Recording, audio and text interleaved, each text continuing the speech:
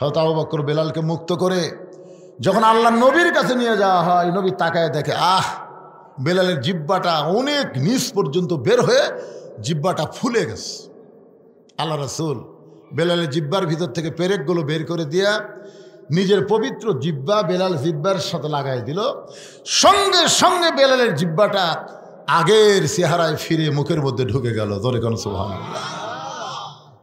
সঙ্গে সঙ্গে আল্লাহর নবী একটা আয়াত তেলাওয়াত করলেন, ইন্নাল্লাযীনা ক্বালু রাব্বুনাল্লাহু সুম্মা ইসতাকামু তাতানাজ্জালু আলাইহিমুল মালাইকা আল্লা তাখাফু ওয়া লা তাহজানু ওয়া আবশিরু বিল জান্নাতিল্লাতী কুনতুম তুআদুন। বেলাল, বেলাল তুমি কি জানো তোমাকে যখন কাফেররা এত নির্যাতন করলো, এরপরেও তুমি আল্লাহ বাদ দিলা না? আল্লাহ তাআলা খুশি হয়ে তোমার জন্য একটা আয়াত নাজিল করেছে। আল্লাহ বলতেছেন, বেলাল যখন দুনিয়া থেকে বিদায় নেবে 8টা জান্নাত বেলালকে পাওয়ার জন্য কাড়াকাড়ি শুরু করবে। জোরে কান সুবহানাল্লাহ। সমস্ত জান্নাতের দরজা আল্লাহ তোমার জন্য খুলে ধরবে। তুমি যে কোনো দরজা দিয়ে ইচ্ছা মতো জান্নাতে ঢুকতে পারবে। আপনারা তো সুবহানাল্লাহ বলেন, বেলাল সুবহানাল্লাহ কয় না? রাসূল বলে, বেলাল তোমার জন্য আল্লাহ আয়াত নাজিল করলো, এরপরও তোমার মধ্যে কোনো আনন্দ দেখতে পাই না। বেলাল বলে, হুজুর মরার পরে আল্লাহ আমাকে জান্নাত দিবে, আমি মরে গেলে আল্লাহ আমাকে জান্নাত দিবে, তাহলে জীবিত অবস্থায় আল্লাহ আমাকে কি দিবে? মরে গেলে জান্নাত, কিন্তু জীবিত অবস্থায় আমরা যখন দোয়া করি তখন কি পড়েন? আল্লাহুম্মা রব্বানা আতিনা ফিদ দুনিয়া হাসানা অফিল আখিরাতি হাসানা। তার মানে কি? আগে দুনিয়া যদি সুন্দর না হয়, তার আখেরাত কোনোদিনও সুন্দর হবে না। বাংলাদেশে যতদিন নামাজ কায়েমের আন্দোলন না হবে, বাংলাদেশের মুসলমান যতদিন নামাজ কায়েমের পক্ষে কাজ না করবে, ততদিন যতই আপনি চেষ্টা করেন আপনার আখেরাত কোনোদিন ভালো হবে না। আগে দুনিয়া সুন্দর হওয়া লাগবে। বাংলাদেশ কেমন আছে এখন? ঠিক আছে? হিন্দু জন্ম দিছে সন্তান, মুসলমানের ঘরে লালন পালন করতে দিছে। 10 বছর পরে হিন্দু তার সন্তান ফেরত নিছে। আপনার বলেন তো এই সন্তান ভগবান কবে না আল্লাহ কবে? কেন কবে? কি জন্যে? পরিবেশের কারণে। আচ্ছা ঠিক আছে, আবার মুসলমান জন্ম দিয়ে হিন্দুর বাড়িতে 10 বছর রাইখা দিস। এখন 10 বছর পরে মুসলমান সন্তান ফেরত দিছে, এই সন্তান কি বলবে? আল্লাহ কবে না ভগবান কবে? তার মানে কি বুঝলেন? জন্ম দিলেই হিন্দু মুসলমান হয় না, হিন্দু মুসলমান হয় পরিবেশের কারণে। বর্তমান যে পরিবেশ চলতেছে, এই পরিবেশে আমাদের ছেলেরা কি হবে? যারকে প্রত্যেকে হাতে হাতে একটা করে 4G মোবাইল, 5G মোবাইল। চিন্তা করে দেখেন, এমনকি যে ছোট বাচ্চা যে কোলত নিয়ে ঘুম পাচ্ছেন, ওইরকম বাচ্চারাও এখন মোবাইল ছাড়া ভাত খায় না। হ্যাঁ, এমন জিদ হয়ে গেছে, মোবাইল চালু না করলে ভাতই খায় না। যখন কান্না শুরু করে মোবাইল চালু করে দিলে কান্না থামে। এমন একটা পরিবেশ আমাদের বর্তমান বাংলাদেশে চলতেছে। এই পরিবেশে অবশ্যই আজকে মেরাজের রাতে এগুলো বিষয় আমাদের শোনার দরকার আছে না নাই? ইনশাল্লাহ ভালো হবে। এই ছেলেদের 4G কেন, 5G 6G যদি মোবাইল থাকে, তারপরেও এরা খারাপ ভিডিও দেখবে না। দেখবে না, দেখবার গেলেই ওর ভিতর থেকে একটা ভয় আসবে, কেউ না দেখলেও আল্লাহ দেখতেছে রে। কম্বলের তলে দেখে লাভ নাই, কে দেখতেছে? আর 2 কাঁধের ফেরেশতা। তুমি যখন দরজা জানলা বন্ধ করে খারাপ কিছু দেখতেছ, তো মনে করতেছ তোমার 2 কাঁধের ফেরেশতা ঘুমাইছে। তোমার 2 কাঁধে 2 মোহরি লিখিতেছেন ডায়েরি, দলিল দেখে রায় দিবে, টাকা পয়সার নাই কারবার। কিরামান কাতিবিন ইয়ালামুনা মা তাফআলুন। রাতের বেলা 10টা ভোট দিছে, 20টা ভোট দিছে, 50টা ভোট দিছে, সকালে চা খাবার দিয়ে গল্প করতেছি, কেউ দেখেনি। এমনভাবে সিল মারছি ভাই, খালি দরজা জানলা বন্ধ করে সমানে মারছি, কেউ দেখেনি। তখন 2 কাঁধের ফেরেশতা বলতেছে, আল্লাহ এরা যে বলতেছে কেউ দেখেনি, তাহলে আমরা কি করলাম? আল্লাহ বলতেছে, তোরা কি দেখছি? সমানে খালি একটা মার্কার ভোট সমানে মারছে। আল্লাহ বলতেছে, বাংলাদেশ গণতন্ত্রে একজন একটা ভোট দিবার পারবে। কিন্তু একজন তো 2টা দেবার পারবে না, কিন্তু এরা 10টা দিল, এরকে রেজাল্ট কি হবে? আল্লাহ বলে লেখা তো বাম কান্তে যাউরা, কি লেখা তো যাউরা, কারণ এরকে জন্মের ঠিক নেই। যাকে জন্মের ঠিক নাই তারাই এই অন্যায় করতে পারে। ধরে কথা কন না কেন ভাই, কথা কন না কেন? কি মনে করতেছে ধরা খাবেন না? 2 কান্তে মুহুরি এমনি এমনি বসে আছে। একটু মনোযোগ দিয়ে শুনবেন। আল্লাহ কোরআন কারিমের মধ্যে বলে দিলেন, আল্লাযী খালাকাল মাউতা ওয়াল হায়াতা লিয়াবলুয়াকুম আইয়ুকুম আহসানু আমালান ওয়া হুয়াল আজিজুল গফুর। যে আয়াতকে সামনে নিয়ে আজকের আলোচনা, আয়াতটা আবার আপনাদেরকে স্মরণ করে দিলাম। হযরত বেলাল আসরের নামাজের আজান দিলেন। আজান দেওয়া মাত্র প্রত্যেকটা সাহাবী দৌড়ে দৌড়ে মসজিদ থেকে রওনা দিয়েছে, কারণ আজকে নবীর জীবনের সবচাইতে গুরুত্বপূর্ণ ওয়াজ শোনাবে। প্রত্যেকটা সাহাবী দৌড়ে দৌড়ে মসজিদ দিকে আসতেছে। এখানে একটা ফতোয়া আপনাদের নেওয়া লাগবে। আজান দেওয়ার আগে মসজিদে ইল্লা মুয়াজ্জিন, শুধু মুয়াজ্জিন ছাড়া অন্য কেউ প্রবেশ করতে পারবে। যদি করে মুয়াজ্জিনের আগে কেউ যদি মসজিদে প্রবেশ করে, তাহলে মসজিদে প্রবেশ করার কোনো সওয়াব আল্লাহ তাকে দিবে না। মসজিদে প্রবেশের সওয়াব শুরু হয় আজানের পর থেকে। আমার কথাটা খেয়াল করবেন। মসজিদে আপনি প্রবেশ করতেছেন না, এই প্রবেশের সওয়াব কখন থেকে শুরু হয়? কথা কয় না রে বারে, আজানের পর থেকে। হ্যাঁ, আজান দেওয়ার প্রথম 3 মিনিটের মধ্যে যারা মসজিদে পাও দিবে, আল্লাহ রাস্তা একটা উট কুরবানির সওয়াব আল্লাহ দিবে। দিবার পারবেন? উট পারবেন? বাংলাদেশের কোনো হাজিরাও পারেনি। আমরা 7 হাজি মিলা উটের বাজারের যা দাম শোনা কয় না ভাই, ছাগল দেয় ভালো। কারণ নিয়ত করেছি 500 রিয়ালের মধ্যে দেবো, কিন্তু উট দিবার গেলে 1000 রিয়াল করে লাগতেছে, দরকার নেই। তাহলে ধনী লোকেরাই হজ করবার যায়, তারাও মক্কা যায় ছাগল কুরবানি দেয়। আজান দেওয়ার প্রথম 5 মিনিটের মধ্যে যারা মসজিদে পা দিবে, আল্লাহর রাস্তায় একটা গরু কুরবানির সওয়াব আল্লাহ তারা আমল নামায় দিবে। আজান দেওয়ার 10 মিনিটের মধ্যে যারা মসজিদে ঢুকবে, ছাগল এবং দুম্বা কুরবানির সওয়াব আল্লাহ আমল নামায় দিবে। মুয়াজ্জিন যখন আকামত দিবে, এমন সময় কেউ যদি মসজিদে ঢুকে, আল্লাহ থেকে সওয়াব থেকে বঞ্চিত করবে না। একটা মুরগি অথবা ডিম দানের সওয়াব আল্লাহ তার আমল নামায় দিবে। কিন্তু আজান দেওয়ার আগে কেউ যদি ঢোকে, এই সওয়াব থেকে সে বঞ্চিত হয়ে যাবে।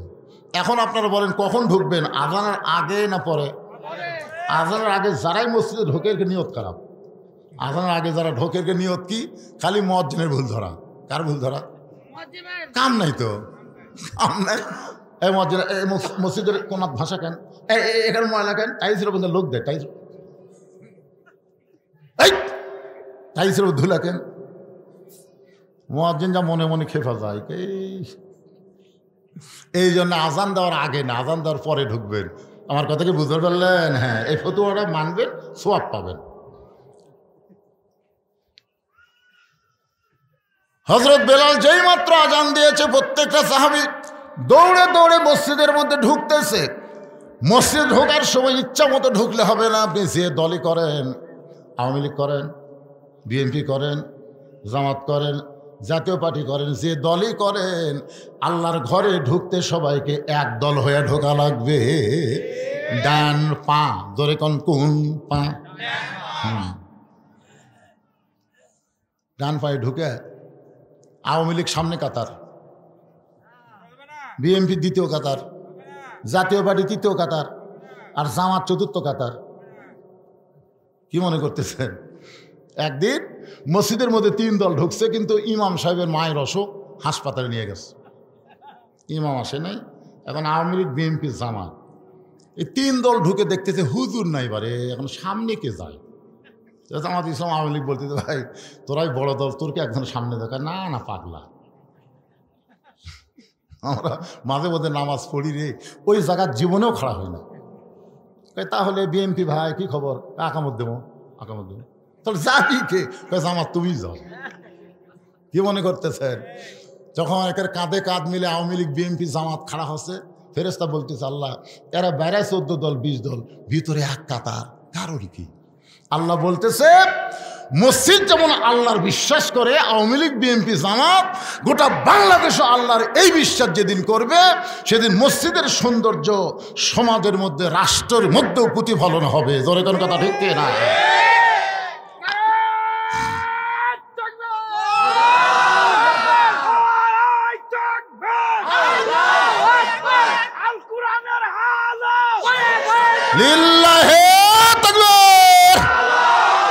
আপনি দেখেন যে কোনো দলের লোক আপনি যদি বলেন যে ভাই এই বাড়ি এটা হচ্ছে আমার হুজুর, ওই সাইড আমার ভাইয়ের, ওই সাইড আমার চাচার, ওই সাইড আমার বাপ চাচার, তো সবই যদি তোমাকে হয় আল্লাহর, তখন আল্লাহরা দেখবার গেলে 2 মিনিট হাঁটা লাগবে হুজুর।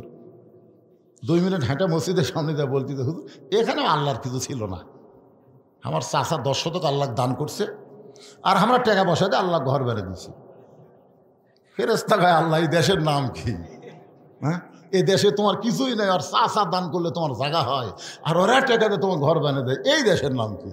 আল্লাহ বলতেছে ওই দেশে মানুষের আইন যতদিন চলবে ততদিন শুধু মসজিদকেই ওরা আল্লাহর ঘর বিশ্বাস করবে, আর যেদিন আমার কোরআন যে দেশ চলবে সেদিন আর মসজিদ আল্লাহর থাকবে না, গোটা বাংলাদেশ আল্লাহর হয়ে যাবে। জোরে কোন কথা ঠিক কি না? এখন আপনারা আল্লাহ কতটুকু দিচ্ছেন?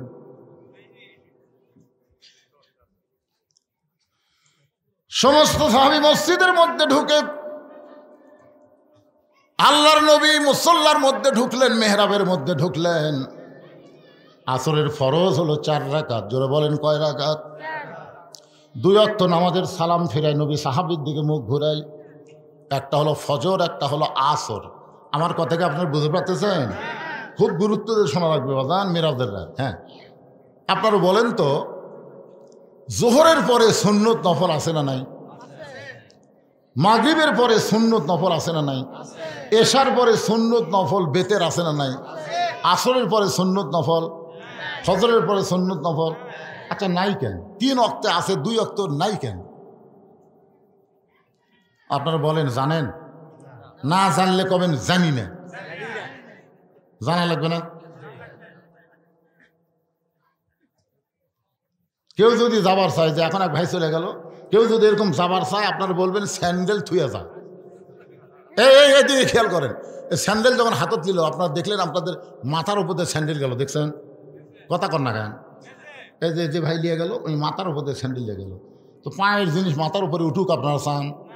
এখন যদি কেউ যাবার চায় আপনি বলবেন বন্ধু যদি যাবার চাও স্যান্ডেল 2টা রাইখা যাও রে। বাংলাদেশের মানুষ জুতা স্যান্ডেলকে এত ভালোবাসে যে গোটা নগা বেড়া বেড়া জুতার তলা নাপাক করে জোহর নামাজ পড়বার ঢুকতেছে জুতা স্যান্ডেল হাতত নিয়ে। ফেরেশতাকে আল্লাহ নাপাক জুতা তোমার পাক মসজিদের মধ্যে ঢুকতেছে, কারণ কি? এরা কোরআনের মধ্যে চোরের আইন ঠিকই আছে, দেখে না? জুতা চুরি বন্ধ হবে।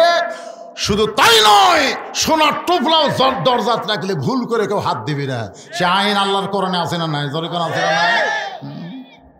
একেবারে না পাক জুতা লেগে সামনে থতে পারে, সামনে থতে, সামনে একটা কাঠের বাক্স থুয়ে দিছে।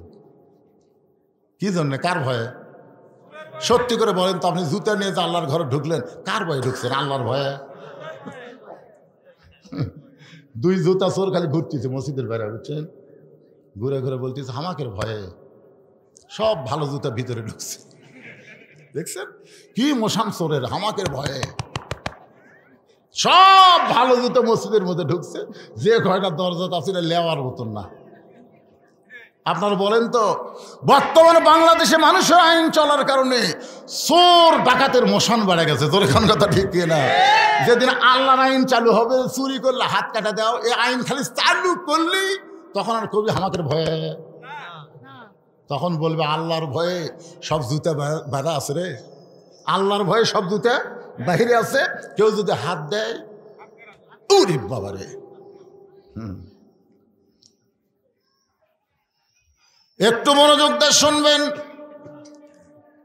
নবী আমার 4 রাকাত আসরের ইমামতি করে সালাম ফিরাইলেন।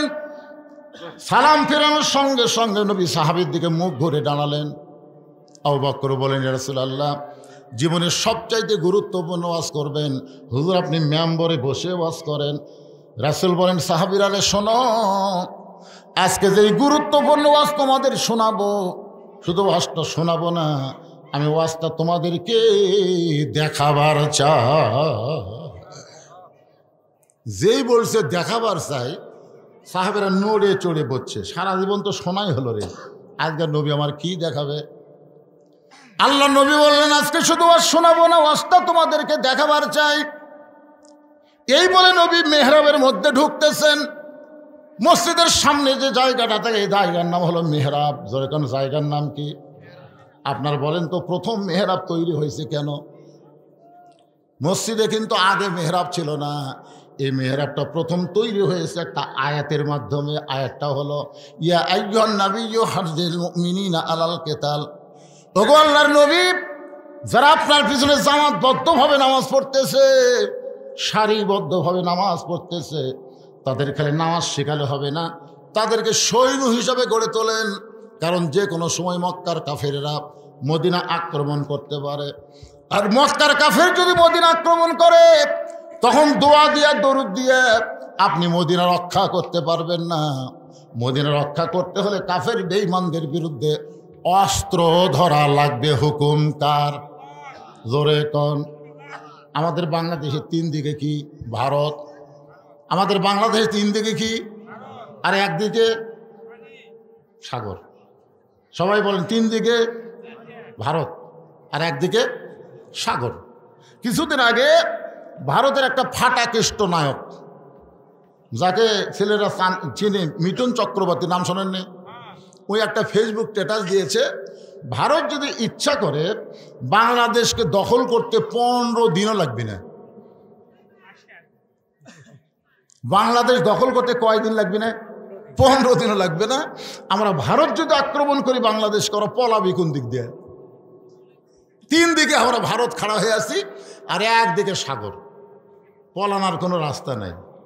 আপনারা বলেন, একটা মালওয়ানের দল হয়ে আল্লাহর দলক এরকম হুমকি দিল, আপনারা আল্লাহর দলেরা কি বললেন? ফেসবুকে স্ট্যাটাস আপনারা পাল্টা দিছেন, আমি দিছি। মিঠুন চক্রবর্তীর সাথে সাথে কমেন্ট করছি। আবার আমি একটা ফেসবুক স্ট্যাটাস দিলাম, মালওয়ানের বাচ্চারা এত সাহস করিস না, ভুলেও বাংলাদেশের দিকে আসিস না। যদি আসিস, আমাদের ছেলেরা 3 হাতা লাঠি দিয়ে তোর কোক পাড়ায় ধরে একটা খুর থাকবি, গোড়া কাটবি না, আগা কাটা পোলটা দিয়ে কলমা করে দিবি। জোরে কোন কথা ঠিক? কারণ ভগবানের ভ বাদ দিলে গবানের কোনো অর্থ ডিকশনারি নাই। গবানের গ বাদ দিলে বান মানে বন্যা, দুনিয়ার কোনো মানুষ চায় না। বা বাদ দিলে নো মানে ভগবান নেই। আর সেইটা নিয়ে মাস্তানি মারিস না। আমরা যাকে আল্লাহ বিশ্বাস করি, আল্লাহু লা ইলাহা ইল্লা হুয়াল হাইয়ুল কাইয়ুম। মন যদি আলিফ বাদ দেন, লিল্লাহি মা ফিস সামাওয়াতি ওয়াল আরদ। আবার যদি মন চায় লাম বাদ দেন, লাহুল মুলকু ওয়া লাহুল হামদ। আবার যদি মন চায় আর একটা লাম বাদ দেন, হুয়াল্লাহুল্লাযী লা ইলাহা ইল্লাহু। আমাদের আল্লাহ সব কিছু বাদ দিলেও আল্লাহ বাদ পড়ে না। মুসলমানের আল্লাহ সদা বিরাজমান। জোরে বলেন ঠিক? আরো জোরে বলেন। আমেরিকায় কিছুদিন আগে আল্লাহ একটা আগুন দিছিল, আপনারা জানেন আগুন? হায় হায়, পুরা সারখার হয়ে আসতেছে। ওরা যত প্রকার বুদ্ধি শুদ্ধি যা আছে, পানি টানি ঢাইলে, বালু টালু দিয়ে উপরে জাহাজ নিচে জাহাজ দিয়ে আগুন খালি বাড়ি। তখন আমেরিকা চিন্তা করে কি হলো?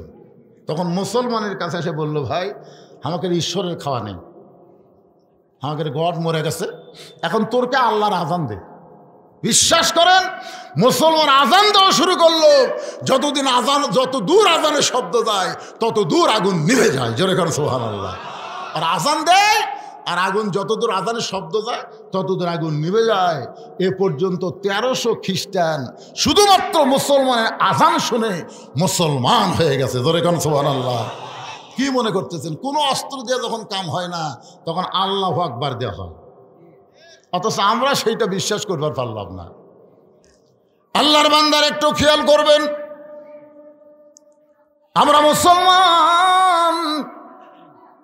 আল্লাহ তাআলা কেন বললেন লিয়াবলুয়াকুম আইয়ুকুম আহসানু আমালান ওয়াহুয়াল আজিজুল গফুর।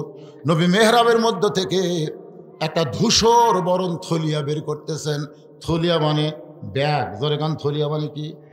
ওই ব্যাগের ভিতর থেকে আল্লাহ নবী একটা জিনিস টেনে টেনে বের করতেছেন। প্রত্যেকটা সাহাবী তাকায় দেখে জিনিসটার কিছুই না, জিনিসটা হলো নবীর পরনের একটা জুব্বা। ওসমান করে বলে, ইয়া রাসূলুল্লাহ, জীবনে কত জুব্বা আপনার দেখলাম, আপনি পরে আমাদের সামনে নামাজ পড়ালেন, আজকে এই জুব্বা দেখানোর মধ্যে কি ওয়াজ হুজুর বলেন? আল্লাহ রাসূল বললেন, সাহাবীরা শোনো, এই জুব্বা যেটা তোমাদেরকে দেখাইতেছে এটা দুনিয়ার কোনো সাধারণ জুব্বা নয়।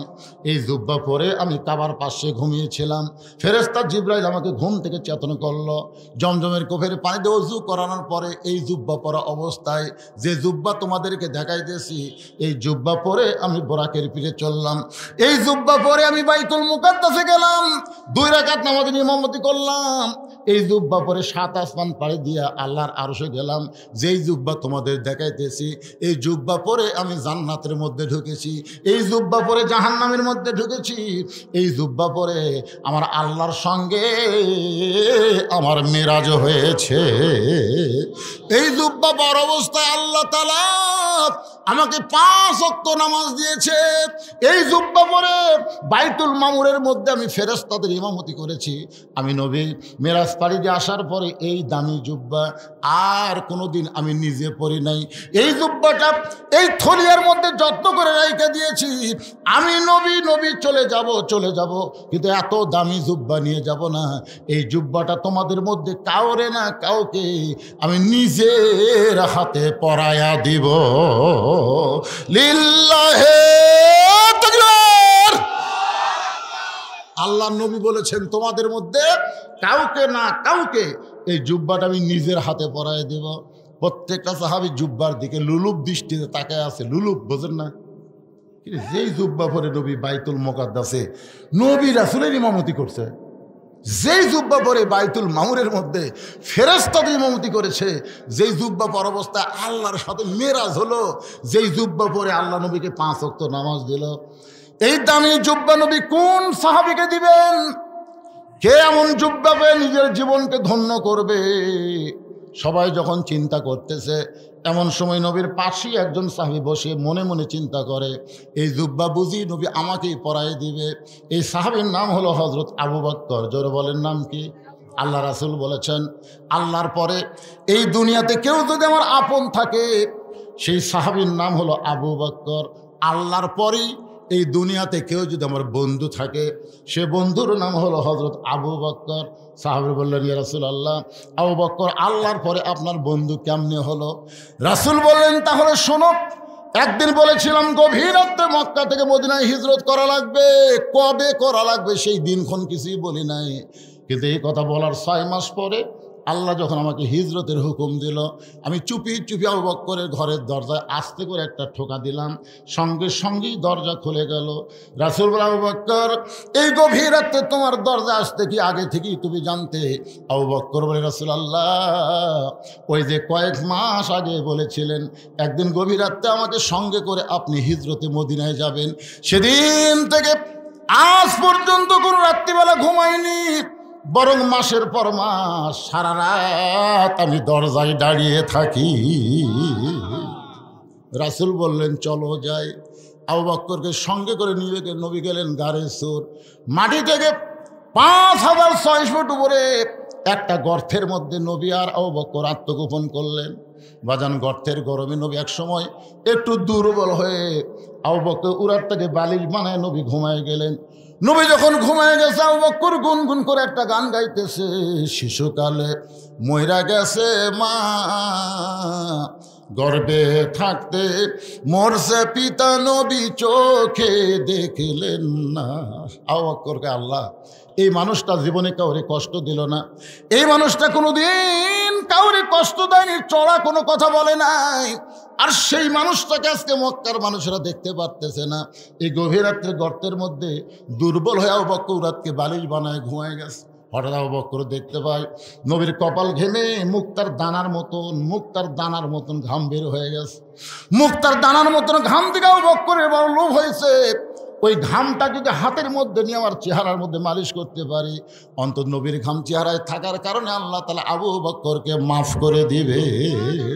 এই মনে করে ডান হাতে ঘামটা নিয়ে যখন চেহারার মধ্যে মালিশ করতেছে, যেই মাত্র নিজের চেহারার মধ্যে মালিশ করে সঙ্গে সঙ্গে 4 সূর্য গ্রহ তারা তারি নূরের ইশারা, 4 সূর্য গ্রহ তারা তারি নূরের ইশারা, নইলে যে অন্ধকারে ডুবিত এই ধরনী। সবাই বলেন নবী মোর পরশমণি, নবী মোর সোনার খনি, নবী নাম ভাবে যেজন সেই তো দোজাহানের ধরি। গোটা গর্ত আলোকিত হয়ে গেছে। এই যে ঘাম খালি চেহারায় মালিশ করছে, সঙ্গে সঙ্গে গোটা গাড়ির সুর আলোকিত হয়ে গেছে। হঠাৎ আবু বকর দেখতে পায় তার বাম সাইডে 2 হাত উপরে একটা ছিদ্র, ওই ছিদ্র দিয়ে যদি কিছু বের হয়ে নবীকে কামড় দেয়। ডান পায়ে উরাতের উপর নবী ঘুম পাড়তেছে, আর বাম পাখানা ছিদ্রের মুখে লাগাই দিছে। লিয়াবলুয়াকুম আইয়ুকুম আহসানু আমালা।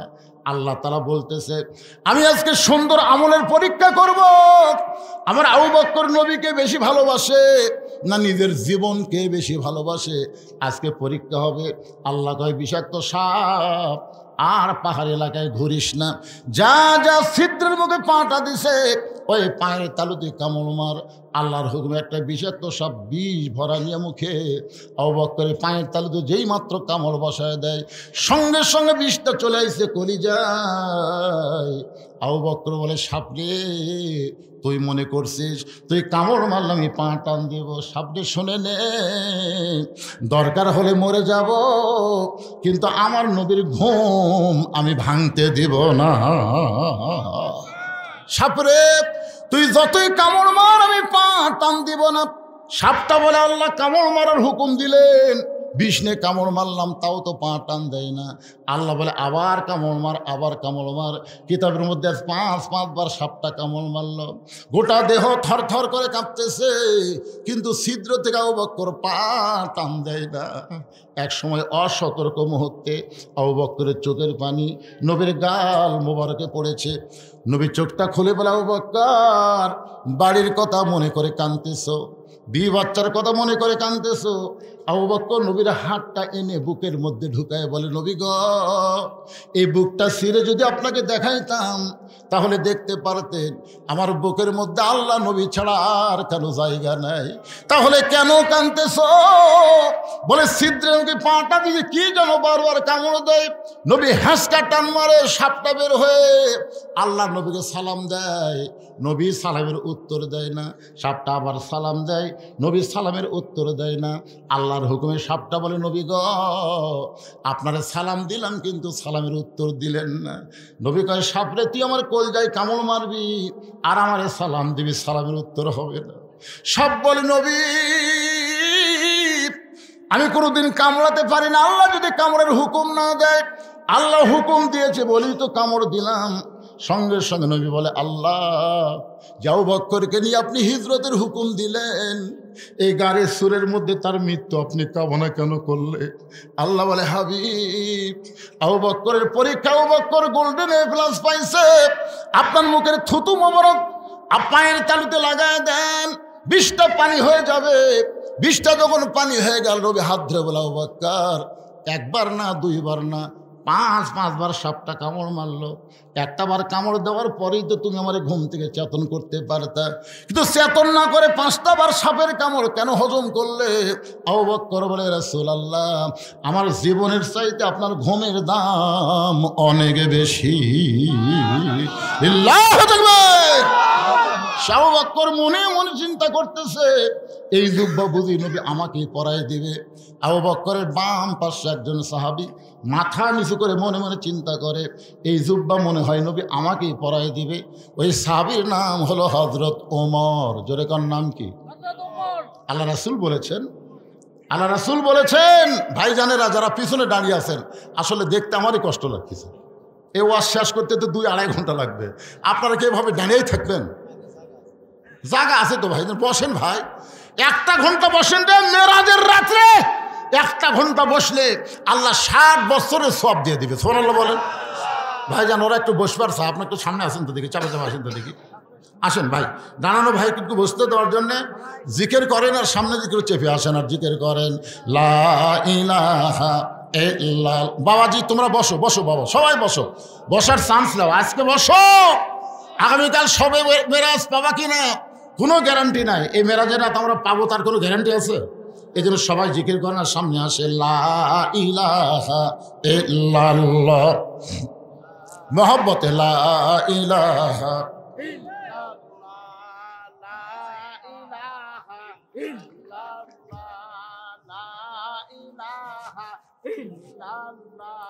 লা ইলাহা ইল্লাল্লাহু লা ইলাহা ইল্লাল্লাহু লা ইলাহা ইল্লাল্লাহ লা ইলাহা ইল্লাল্লাহ।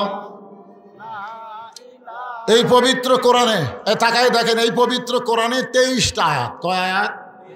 23টা আয়াত হযরত উমর ফারুকের সাথে আল্লাহর মত মিলে গেছে। এই জন্য 23টা আয়াত উমরের শানে আল্লাহ কোরআনে নাজিল করছে। সুবহানাল্লাহ বলেন। আল্লাহ রাসূল বলেছেন, আমার পরে কেউ যদি নবী হতো, লাউ কানা উমর, আল্লাহ উমরকে নবী বানায় দিত। আপনারা বলেন তো, আমাদের নবীর পরে আর কোনো নবী আছে? কোরআন শরীফ বলে দিয়েছে, মা কানা মুহাম্মাদুন আবা আহাদিম মির রিজালিকুম ওয়ালাকির রাসূলুল্লাহি ওয়া খাতামান নাবিয়্যিন। তার মানে বোঝা গেল আমাদের নবীর পরে কোনো নবী নাই। সবাই বলা লাগবে, আমাদের নবীর পরে কোনো নবী আরো জোরে। তাহলে যারা গোলাম আহমদ কাদিয়ানীকে নবী বলে স্বীকার করে এরা মুসলমান?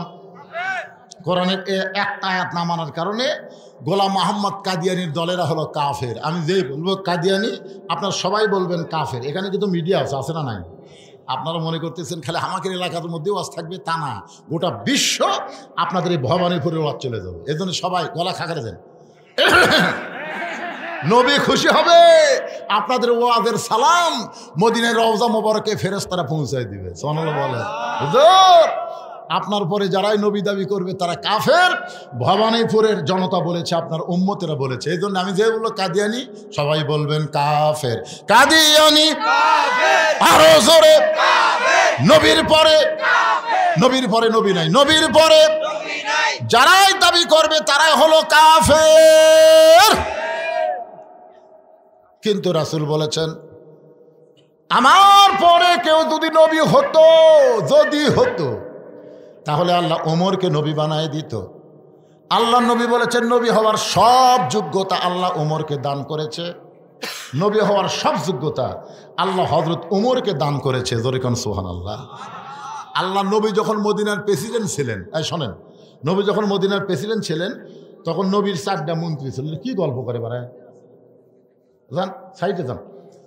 নবীর 4টা মন্ত্রী ছিল। কয়টা মন্ত্রী? ধর্মমন্ত্রী যিনি ছিলেন তার নাম হলো আবু বকর, আর আইন মন্ত্রী হলেন হযরত উমর, আইন মন্ত্রী। আর অর্থমন্ত্রী হলেন ওসমান গনি, আর শিক্ষামন্ত্রী হলেন হযরত আলী। কয়টা মন্ত্রীর নাম করলেন? তাহলে উমর ফারুক কি মন্ত্রী? আইন। আইন বারে জোরে কর, কি মন্ত্রী? আইন মন্ত্রী। চিন্তা করছেন তার মধ্যে এমন কি আইন ছিল ভাইজান, যার কারণেই রাসূল তাকে আইন মন্ত্রী দফতর দিলেন। রাসূল বলেছেন, হাসরের ময়দানে আল্লাহ আমার ওমরকে নবীদের কাতারে দাঁড় করায় দিবে। কেন দিবে? কারণ রাসূল যে বলেছেন। আচ্ছা, রাসূল যে কথা বলেন এটা কি রাসূল বলেন? ওমর তখন বলবে, আল্লাহ খালি নবীর কথার দাম রাখলে হবে না, আমি ওমরের কথারও দাম রাখা লাগবে। আল্লাহ বলবে, ওমর তুমি আবার কি কথা বলতে চাও? ওমর বলতেছে, আল্লাহ নবীর কাতারে দাঁড় করায় ওমরকে খুশি করতে পারবেন না, ওমর বিশ্ব নবীর উম্মতের কাতারে দাঁড়াতে চায়। নবী না হয়ে দুনিয়ার, না হয়ে ফেরেশতা আল্লাহর, হয়েছি উম্মত আপনার, তার তরে শুকুর।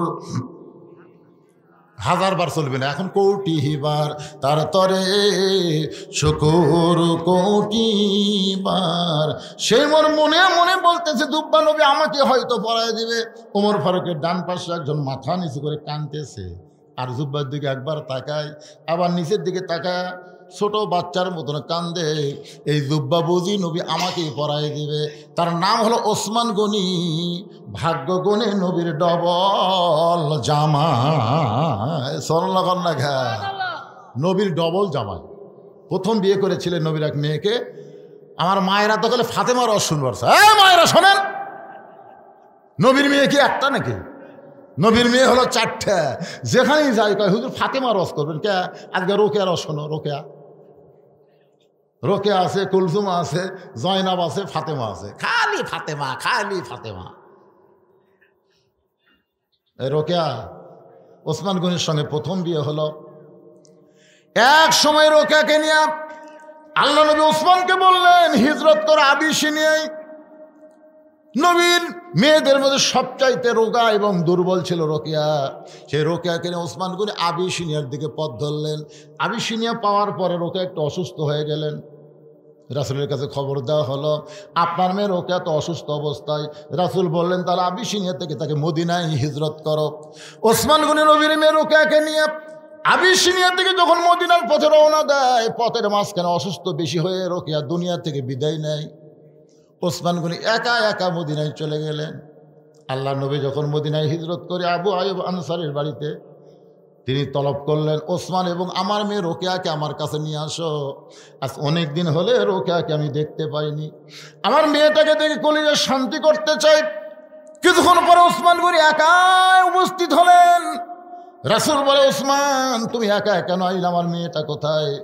বলে ইয়া রাসূলুল্লাহ আমি আগে মনে মনে চিন্তা করেছিলাম আপনি সবই জানেন, কিন্তু এখন দেখতেছি আপনি জানেন না। আল্লাহ জানাইলে আপনি জানেন। আপনার মেয়ে রোকেয়া আবিসিনিয়া এবং মদিনার মাঝখানে পথে অত্যন্ত অসুস্থ হয়ে দুনিয়া থেকে বিদায় হয়ে গেছে। এইবেলা ওসমান গনি নবীর পায়ের কাছে বসে কান্না শুরু করে দিলেন। রাসূল মাথায় হাত দিল, ওসমান আমার মেয়ে মারা গেছে বলে তুমি কি কাঁদতেছ? তুমি কি রোকেয়ার জন্য কাঁদতেছ? তুমি যে কি কারণে কান্দা আমি নবী জানি। কারণ তুমি আমার জামাই থেকে দূরে যাবে। না রে ওসমান না, আমার একটা মেয়ে চলে গেলে কি হবে? আমার এখনো আর একটা মেয়ে কুলসুম আছে। ওই কুলসুমার সঙ্গে তোমাকে বিয়ে দিয়ে তোমাকে আমার জামাই করে রাখতে চাই। এই জন্য হচ্ছে ডবল জামাই, জিন নুরাইন, 2টা নূরের অধিকারী। জোরে কোন সুবহানাল্লাহ। ওসমান গনি আর একটা ডিগ্রি হলো জ্ঞানী। একদিন আল্লাহ রাসূল বলে ওসমান আল্লাহ তোমাকে কত সম্পদ দিছে, তুমি কি হিসাব জানো? ওসমান বলে হুজুর একটা হিসাব অবশ্য আছে, মানে আমার যত সম্পদ সব গুদামের মধ্যে আছে, আর ওই গুদামও তালা দেওয়ার পরে যে চাবিগুলো আছে এই চাবিগুলো টানতে একটা উট হিমশিম খায়। মানে উটের পিঠের উপর আমি চাবিগুলো রাখি, উটটা চলতে চলতে এক সময় ক্লান্ত হয়ে যায়। তাহলে চিন্তা করে দেখেন, তালা কড্ডি গুদাম কড্ডি, চিন্তা করছেন? খালি চাবি বোঝেন না আপনারা, চাবি বোঝেন না, তালার চাবি টানতে একটা উট হিমশিম খায়। রাসূল একটু মুচকি হাসিতে বলে ওসমান আল্লাহ যদি তার সমস্ত সম্পদ ফেরত চায়, মনে করো তোমার যত সম্পদ আল্লাহ তোমাকে দিছে, এই সম্পদ যদি আল্লাহ ফেরত চায় তুমি কি করবে? সঙ্গে সঙ্গে ওসমান গনি ওই চাবি বহন করা উটটা সহ নবীর হাতে দিয়ে দিলেন। নবী কয় ওসমান কি? কয় হুজুর সবই দিয়ে দিলাম, এমনকি উটটাও পর্যন্ত দিয়ে দিলাম। নবী কয় ওসমান কি কয় কি কন? চাহিদা মাত্র আর বাহককে দিতে বাধ্য থাকিবে, সম্পদের মালিক তা আমি না, আল্লাহ আমার দিছে, আল্লাহ আমার চাষে। নবী কয় ওসমান সব দিয়ে দিলে তোমার থাকলো কি? কয় আমার এখনো 2টা জিনিস খালি কলজার মধ্যে জল জল করে জ্বলতিছে, এইদিকে আছে আল্লাহ, এইদিকে আছে নবী, আমার আর কি লাগবে? নবী আসমানের দিকে তাকালেন, আকাশের দিকে তাকালেন, আল্লাহ আল্লাহ এই ওসমানকে আমি কি দিব আল্লাহ? আল্লাহ বলে আপনার দেওয়া লাগবে না, আমার জ্ঞানী ডিগ্রি আমি ওসমানকে দিয়ে দিলাম। জোরে কোন সুবহানাল্লাহ। সে ওসমান গনি মনে মনে চিন্তা করতেছে এই জুব্বা বুঝি নবী আমাকেই পরায় দিবে। ওসমান গনি কিন্তু বিশ্বাস করে সম্পদের মালিক মানুষ না, সম্পদের মালিক হলো আল্লাহ। আমার সামনে যারা বসে আওয়াজ শুনতেছেন আপনাকে বিশ্বাস কি? সবাই বলতেছে না কেবারে আপনার পকেটের যে টাকা আছে এই টাকার মালিক কে? এটার মালিক আল্লাহ। এটা কি বিশ্বাস করে বলতেছেন না মুখে মুখে? সমস্ত সম্পদের মালিক আল্লাহ। কারা কারা বিশ্বাস করে? দুই হাত তোলা, আল্লাহকে একটু দেখান তো দেখি। লিল্লাহি তাকবীর। হাত নামান। আমি সব দিবার বলতেছি না। এই যে মুরব্বী, এই যে বাবা, এখন উঠেন না, মানে এই সময় উঠলে হবে না। লাভ দিয়ে উঠছে, উঠুক, অসুবিধা নেই। হয়তো কোনো জরুরি কল আছে, যার কারণে মুরব্বী উঠছে, অসুবিধা নাই। ভাইজান, এই যুবকেরা যে 10টা বছর হলে মাহফিল করতেছে, এরা কি ভালো কাম করতেছে না খারাপ কাম করতেছে? ভালো কাম যদি করে থাকে, এখন আপনাদের কাছে যাবে, সব দেওয়া লাগবে না। ওয়াজের মিডল পয়েন্টে আমি 5টা মিনিট এই যুবকদের মাহফিলের জন্য আপনাদের কাছে ব্যাগ পাঠালাম। আল্লাহ দেওয়ার সম্পদ থেকে আপনি দিবেন, নিজের সম্পদ না, আল্লাহর সম্পদ থেকে। আল্লাহ আমানত স্বরূপ আপনাকে দিচ্ছে পরীক্ষার জন্য।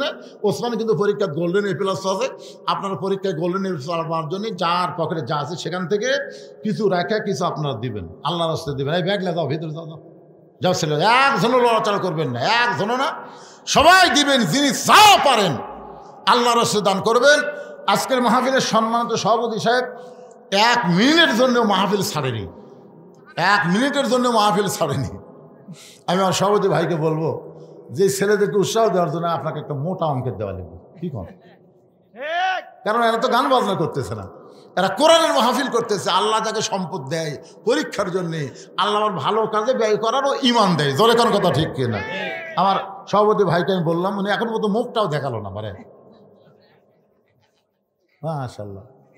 ভাইজান, এখনকার করোনা আছে নাকি? ধুলাবালি যখন শোনেন, এটা কিন্তু মাস্ক কিন্তু খালি করোনার জন্য না, মাস্ক হলো ধুলাবালি যত কিছু আছে, দুর্গন্ধ আপনার নাকে মুখে যেন না ঢোকে, এই জন্যে এটা নাকে মুখে দিবেন। কিন্তু বেশি দিন দেওয়া যাবে না, 1 থেকে 2-3 দিন দেওয়া যাবে, তার বেশি কিন্তু এটা দেওয়া যাবে। নতুন আর একটা কেনা লাগবে। মাস্ক সবাই ব্যবহার করবেন। রাস্তায় যত ধুলা ওড়ে, যার হাঁপানি আছে, এজমা আছে, তার জন্য খুবই কষ্ট। হ্যাঁ ভাইজান, তো বিশেষ অতিথি নাকি আপনি জাননি? প্রধান অতিথির সাথে কে গেল না? একটা আমি গেছিলাম, চলে গেল তো।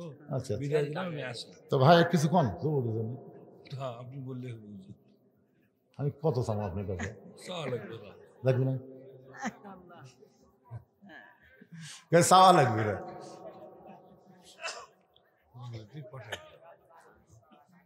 রে ব্যাগের মধ্যে টাকা দিচ্ছে না, খালি দৌড়াচ্ছে ব্যাগলে রে। হ্যাঁ, মেয়েদের মধ্যেও গেছে। আমার মায়েরাও দান করবেন। মায়েরা আমাদের কোনো ওয়াজই করেন, শুরু করছি মা, আপনাকে ওয়াজ শুরু করছি, ইনশাল্লাহ খুশি হয়ে দিয়ে দেন।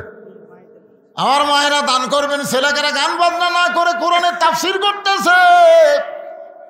আজকে মেরাজের রজনীতে মা, বড় ফজিলতের রাত। এই রাতে আপনি দান করলে আল্লাহ খুশি হবেন। আপনারা সবাই দান করুন। একটা পবিত্র রাতে দান করা থেকে নিজকে বিরত রাখবেন। যা পারেন 10, 20, 50, 100 টাকা, খবরদার আপনি না দিয়া ব্যাগকে ঘুরে দিয়েন না, শেষে আপনি নিজেই ঘুরে যাবেন। বুঝলেন? এই জন্য সবাই দেন, কিঞ্চিত হলেও দেন, কিন্তু বঞ্চিত করেন না। 5 মিনিট আদায়ের পরে আমি আবার আলোচনায় ফিরে আসবো ইনশাল্লাহ। দেন, সবাই দেন, সবাই দেন। কেরে ছেলেরা কোথায় গেল রে? এই কাফিলার ছেলেরা কোন জায়গায়? ব্যাগগুলো কুটি যাবি? হ্যাঁ, ব্যাগগুলো সব স্টেজের উপর চলে আসবে ইনশাল্লাহ। 2 জন অতিথি পাচ্ছি, প্রধান অতিথি পাইনি। প্রধান অতিথি কিছু দিয়ে গেছে ভাই, চলে গেছে না দিয়া। আলহাজ নাজমুল হক সানির কোনো প্রতিনিধি নাই। ছেলেটা বড় আশা করে প্রধান অতিথি করছে, কয় না দিয়ে চলে গেছে। তাহলে হবে দিবে হয়তো, টানা খেলে হবে না ভাই রে, দেওয়া লাগবে রে। তাছাড়া এরা আবার পাল্টা গেলে খুব বিপদ।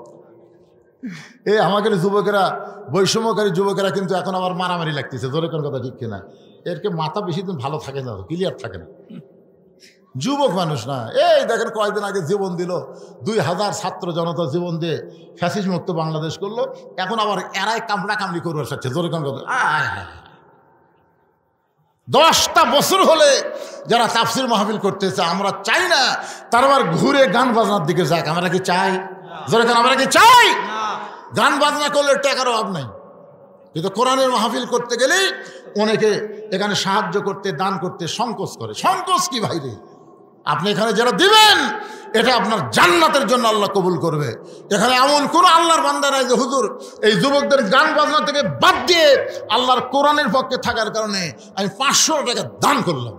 এরকম একটা যুবক নাই, একটা মানুষও নাই যে 500 টাকা আমি আল্লাহর রাস্তায় দান করলাম। দেখেন তো কেউ আসেন নাকি? খালি ব্যাগের মতো 10 টাকা 20 টাকা দিয়েছেন, গুনবার গেলেই সব দেখা যাবে না। আল্লাহর একজন বান্দা ওঠেন যে হুজুর আমি 500 টাকা দিলাম আমি 500 টাকা। ছেলেরা গান বাজনা বাদ দেয়, কোরআনে মাহফিল করতেছে, খুশি হয়ে দিলাম হুজুর, আল্লাহর রাস্তায় 500 টাকা দিলাম। এরকম 500 টাকা দেওয়ার একটা লোকে এখানে নাই। হ্যাঁ, আপনি ব্যাগের মধ্যে 500 দিয়েছেন কি? এই তো মাশাআল্লাহ। একজন তরুণ, একজন মুরব্বী ব্যাগের মধ্যে দিয়েছে। আমি তেজে চাইলাম, কিন্তু মুরব্বী আগেই ব্যাগের মধ্যে কাম সারা দিয়েছে। অনেকে গোপনে দান করা পছন্দ করে। আল্লাহ একজন যুবক, এই যুবকদেরকে কোরআনের পথে রাখার জন্য 500 টাকা দান করলো। আল্লাহ দানকে কবুল করেন। আর একজন নাই নাই টাকা যদি থাকে আজকে রাতটা খেয়াল করবেন, নবীকে আল্লাহ আরো নিয়ে গেছে, আপনাকে আল্লাহ জান্নাতে নিয়ে যাবেন। কি কোন পারবেন না? পারবেন না? ধরেন পারবেন না? আমরা সেই নবীর উম্মত। টাকা থেকে কি করবেন? কালকে হয়তো ডাক্তারের দেওয়া লাগবে। ভালো মানুষ খুঁজছে, সকালে উঠতে পারতেছে না। আমাকে হুজুর ভালো মানুষ উঠলাম, কিন্তু সকালে উঠতে দিকে এক পা আর উঠতেছে না, এক পা আলগা হয়, এক পা লড়ে না, প্যারালাইসিস হয়ে গেছে। ভালো মানুষ, হাজার হাজার টাকা ডাক্তারকে দেওয়া লাগতেছে। এই জন্য আর সাদাকাতু তারুদ্দুল বালা, দান সাদকা করলে আল্লাহ বালা মুসিবত দূর করে দেয়। একটু জিকির করেন লা ইলাহা ইল্লাল্লাহ, লা ইলাহা ইল্লাল্লাহ, জোরে লা ইলাহা, লা ইলাহা ইল্লাল্লাহ মুহাম্মাদুর রাসূলুল্লাহ সাল্লাল্লাহু। এই আদায় শেষ, আবার ওইদিকে যাই কেন? আদায় শেষ, বসো। আলহাজ আব্দুল মালিক, নামগুলো ভালো করে বলে। মালিক হাজি কি রে? কাউকে যদি কেউ ডাকে এ মালিক, এ মালিক, কবিরে গোনা হবে। মালিক কার নাম? কথা কয় না। মালিক কার নাম? আল্লাহর নাম। এ মালিক, মালিক কই না আবার কি করছে রে? দুইজনের গুনাহ হলো। এই জন্য ভালো লাগবে আব্দুল মালিক। ভাইজান সেবতী নাম থুলে সব আছে, কিন্তু ডাকার মধ্যে একটু কম বেশি করলে পাপ হয়ে যাবে। আলহাজ আব্দুল মালিক যুবকদেরকে উৎসাহ দেওয়ার জন্য 1000 টাকা দান করেছে। আল্লাহ তার দানকে কবুল করেন। আল্লাহ বেশি বেশি দান করার তৌফিক দেন। দাতার মধ্যে তার নামটা লিখে নেন।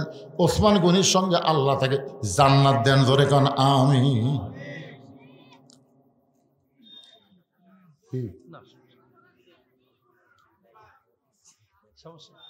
আছে ভাই, এখন মানে হিরোইন খোর, গাঁজা খোর, আফিম খোর, আবা খোর, বাবা খোর বেশি হচ্ছে। ধরে কোন ঠিক কিনা? কিছুদিন আগে এক মা মেয়েদের কাছে আদায় করে জাতি, মেয়েরা করছে আমাকে তো আদায় করে নিয়ে গেছে। মাহফিল কমিটি কয় আমাকে তো কেউ আসেনি, কে গেল? এদিকে এরা না জাতি একদল তুলে আউট। কি মনে করতেছেন ভাই রে? আবাখোর, বাবাখোর এগুলো সব খরচ বন্ধ করার গেলে এই বর্তমানে আইন দেওয়া হবে না, আল্লাহর কোরআনের আইন লাগবে। জোরে কোন কথা ঠিক না? কোরআন খালি ওয়াজ শোনার মধ্যে রাখেন না। লিয়াবলুয়াকুম আইয়ুকুম আহসানু আমালান ওয়াহুয়াল আজিজুল গফুর। আমার মায়েরা যারা পর্দার অন্তরে শোনেন, নবীর 2টা মেয়েকে বিয়ে করেছেন ওসমান গনি। সর্বসাকুল্যে নবীর মেয়ে হলো 4টা। রোকেয়াকে বিয়ে করেছিল আগে, রোকেয়া যখন মারা গেল তারপরে কুলসুমারে বিয়ে করছে। একসাথে করা জায়েজ? একসাথে 2 বোনকে বিয়ে করা জায়েজ? জোরে বলবেন জায়েজ? আচ্ছা জায়েজ না, এটা আমরা সবাই স্বীকার করলাম, নাই আসলে জায়েজ নেই। কিন্তু এক বোনকে বিয়ে করছে, আর একটা যুবতী বোন, বইয়ের একটা যুবতী বোনকে নিয়ে দুলে ভাই ফিল্ডিং মারতেছে। ফিল্ডিং ডানা পার্কের মধ্যে, তারপর আরো কি পার্ক সব আছে এদিকে, বহু পার্ক, পার্কের মধ্যে ফিল্ডিং মারতেছে। এটা মারা জায়েজ? জায়েজ?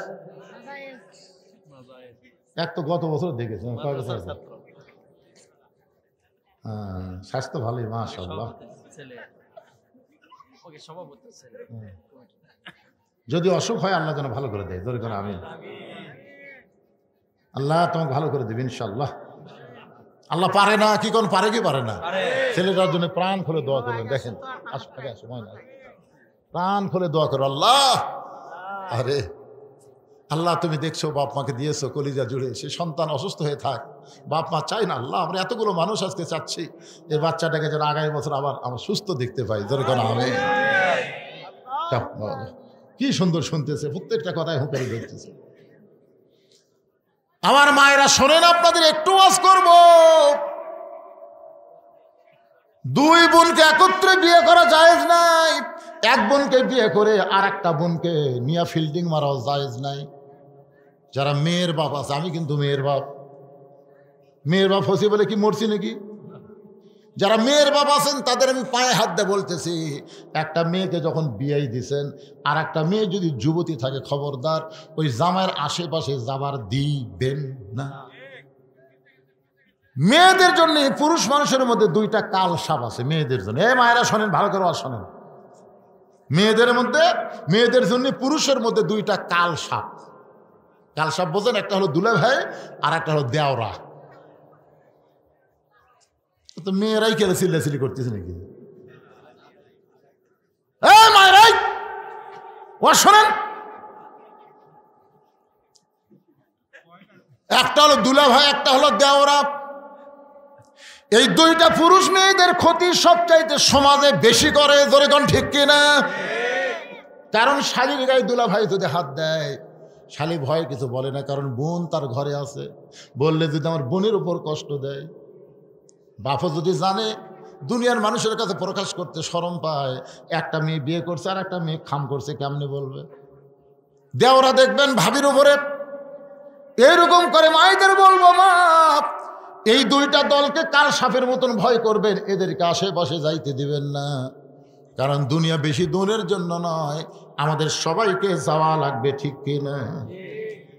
আলীকে বুকের মধ্যে নিয়ে গভীর রাত্রে ছোট বাচ্চার মতন ফাতেমা কাঁদতেছে, ছোট বাচ্চার মতন কান্দে। আলী বলে, ফাতেমা এমন কান্না তোমাকে কোনোদিন আমি দেখলাম না, আজকে আমাকে বুকের মধ্যে নিয়ে তুমি এত কেন কাঁদতেছ? ফাতেমা বলে, স্বামী গ, আমি দুনিয়া থেকে বিদায় নেওয়ার পরে আপনাকে ওসিয়ত করতেছি, আপনি আর একটা বিয়ে করবেন, আমি দুনিয়া থেকে বিদায় নেওয়ার পরে আপনি দেরি করবেন না, আর একটা বিয়ে করবেন। আমি জীবিত অবস্থায় আপনি বিয়ে করলে আপনার শ্বশুর, আমার বাবা, আল্লাহর নবী কষ্ট পাবে, এই জন্য হয়তো আপনি করবেন না, কিন্তু আমি মরে গেলে আপনি তাড়াতাড়ি আর একটা বিয়ে করে নেবেন।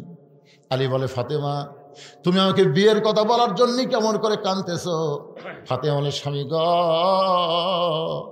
আমি সব সময় আল্লাহর কাছে বলেছি, আল্লাহ ফাতেমার দোয়াটা কবুল করো। আল্লাহ তাআলা আমার দোয়া কবুল করেছে, আলী বলে, ফাতেমা দোয়া কবুল করলে কেউ কান্দে নাকি? এমন করে কেন কাঁদতেছ? ফাতেমা বলে, স্বামী গো, দোয়াটা হলো আল্লাহ যেন পর্দার মধ্যে আমার মৃত্যু দেয়। আলী বলতে, পাগলি নাকি?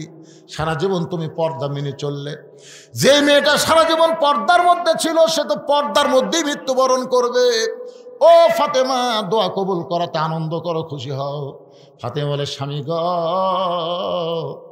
আপনি একটু ধৈর্য ধরে নিবেন, শুনবেন, আজকে গভীর রাত্রে ফাতেমার মৃত্যু হবে। যেই মাত্র কইছে আজকে গভীর রাত্রে ফাতেমার মৃত্যু হবে, গাছের গোড়া কাটলে গাছটা যেমন পড়ে যায়, আলী তেমনি পড়ে গেলেন ঘরের মাজায়। মা ফাতেমা মুচকি মুচকি হাসে, স্বামীর মাথাটা উড়াতের উপরে নিয়ে কপালে একটা চুমা দিয়ে বলে, স্বামী গ, এমন করে আপনি কাঁদবেন না, আমি জানি আল্লাহ আপনাকে দুইটা ডিগ্রি দান করেছে। একটা ডিগ্রির নাম হলো আনা মাদিনাতুল ইলমি ওয়া আলিউ বাবুহা, আর একটা ডিগ্রি হলো আসাদুল্লাহিল গালিব। জোরে কর না সুবহানাল্লাহ। ফাতেমা স্বামীর কপালে চুমা দিয়ে বলতেছেন, আল্লাহ আপনাকে দুইটা ডিগ্রি দিয়েছে। কয়টা? একটা ডিগ্রি হলো আনা মাদিনাতুল ইলমি ওয়া আলিউ বাবুহা। রাসূল বলেছেন, আমি হলাম ইলমের শহর, আলী হচ্ছে তার দরওয়াজা। আর আল্লাহ বলেছেন, আলী হচ্ছে আল্লাহর সিংহ। আপনি হলেন একজন শক্তিশালী সুপুরুষ, একজন জ্ঞানী মানুষ। বউ মারা যাবে রাত্রেবেলা, শুনে কেন পড়ে গেলেন? আপনি কি জানেন না এ দুনিয়া থাকার জায়গা না? আপনি কি জানেন না এই দুনিয়া থাকার জায়গা নয়? এই দুনিয়াতে আসলে সবাইকে যাইতে হবে। আচ্ছা, আপনাদের এই বিশ্বাস আছে যে দুনিয়া থাকার জায়গা না, আসলে যাইতে হবে? এই বিশ্বাস যদি থাকে ভাইজান, তাহলে আমাদের সবাইকে মিলে এই কোরআন শুধু ওয়াজ শুনবো না, বাস্তব জীবনে আল্লাহর কোরআনকে আমরা গ্রহণ করব। রাজি আছেন? প্রয়োজন হলে আল্লাহর কোরআনের জন্যে কারা কারা জীবন দিতে প্রস্তুত, দুই হাত তুলে আমার আল্লাহকে দেখান, লিল্লাহে তাকবীর। হাত নামান। প্রয়োজন হলে, প্রয়োজন হতেও পারে, পারে কি পারে না জোরে কোন? কারণ কোনো সময় কেউ চাবে না যে বাংলার জমিন কোরআন দিয়ে চলুক, এটা অনেকেই চাবে না। কারণ কোরআন দিয়ে চললে আবু জেহেলের নেতৃত্ব থাকবে না, তো আব্দুলের এতিমপোলা নেতা হয়ে যাবে, ঠিক কিনা বলেন? এই জন্য অনেকেই চাবে না ভাইজান। কথাটা কেন করলাম একটু খেয়াল করেন। আসাদুল্লাহির গালিব হযরত আলী, সমস্ত জ্ঞানীর জ্ঞানী হযরত আলীকে বলতে যে ফাতেমা স্বামী, আমি দুনিয়া থেকে বিদায় নেওয়ার পর আমার 3টা চাওয়া কিন্তু আপনাকে পুরা করা লাগবে। যেই বলছে 3টা চাওয়া পুরা করা লাগবে, আলী ছোট বাচ্চার মতন কাঁদতে, ফাতেমা দুনিয়াতে গরিব ছিলাম বলে তোমারে কিছুই দিবার পারলাম না, গরিব ছিলাম বলে দুনিয়াতে তোমাকে কিছুই দিবার পারি নাই। আল্লাহ রাসূল কিন্তু ফাতেমাকে বলেছে, ফাতেমা কোনো কিছুর জন্যে আলীকে যেন কষ্ট দিও না, আলীকে কষ্ট দিও না ফাতেমা।